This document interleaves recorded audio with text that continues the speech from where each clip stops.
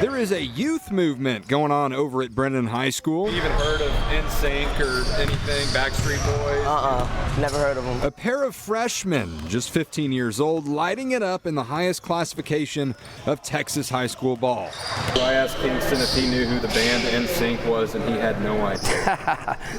Yeah, that shocks me. Did you ask Cam? I think Cam would have known. I think Cam might have known that one. Camden Cowgill, the son of head coach Koty Cowgill, one of those two. He may know the tunes of the boy bands from before he was born.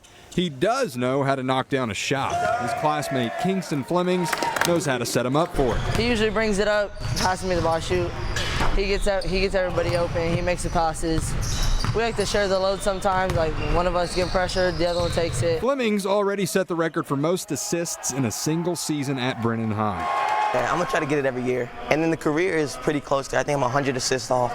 I should be able to get it by next year. Cowgill starring in the backcourt with him, and despite being the underclassman, Like the seniors, Dion and Borsley, they accepted me and Cam. Like some teams, they might be like, okay, they're freshmen, they might hate on us and stuff, but they came in, like, wanting us to be the point guards, helping us through, and then we just took off from there. this youth movement, along with a strong class of upperclassmen, has the Bears in sync and out in front of their district standings. A special blend as they push toward the final stretch of the season. But seeing them come in and embrace that and embrace the everyday and embrace the process of working and getting better and working well with others has been a lot of fun to see.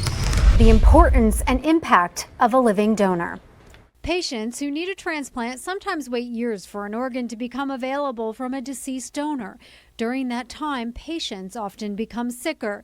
That's where the University Health Transplant Institute comes into play.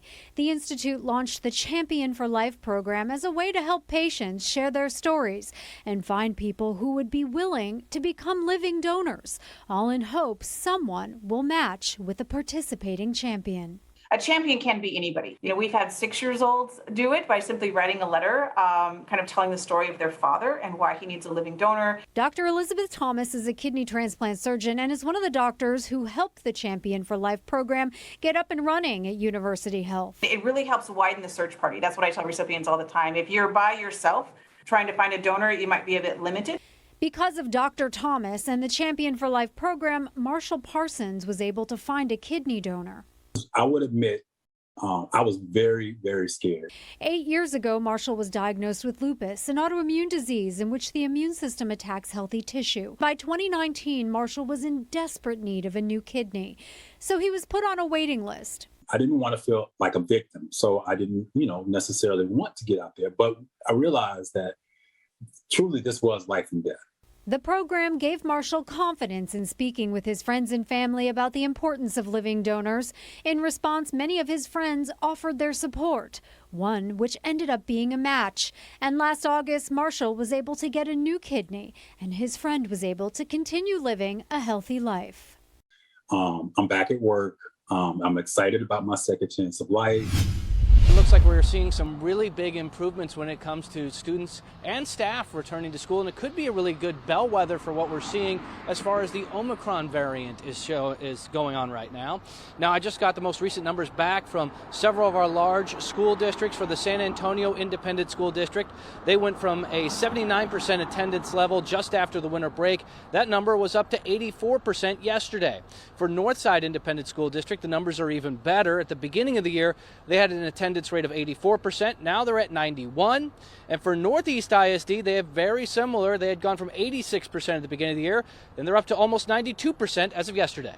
This is the 4th week back from winter break. We saw numbers that we didn't really want to see that first week back, of course. And we've seen them trending in the right direction just a little bit every single week. So our attendance at this point is almost where it was prior to this Omicron surge.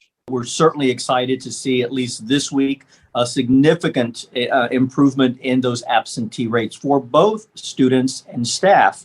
That also includes an improvement in the fill rate for our substitutes. Now, not every school district is seeing the same gains. For Southside ISD, the attendance rate has been rather stagnant. At the beginning of the year, Southside was seeing a 78% attendance rate. As of yesterday, it was just 79%. And that lack of attendance could have a major impact on funding for schools. I just got information back from NEISD, and with the lower attendance rate, that could end up costing the district about $200,000 in funding just for this district.